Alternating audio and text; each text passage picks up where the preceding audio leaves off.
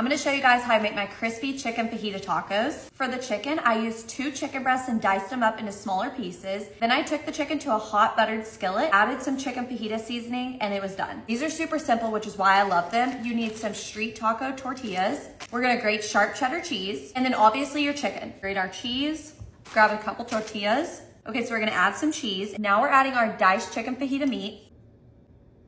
Next, I like to add some cilantro, but if you don't like it, you can definitely skip this step. More cheese, that way everything melts and sticks together perfectly. We'll fold these over and we're gonna head over to a hot buttered skillet.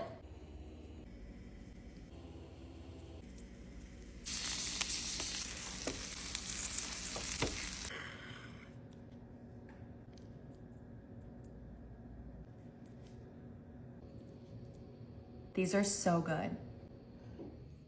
Cheers. These are insane.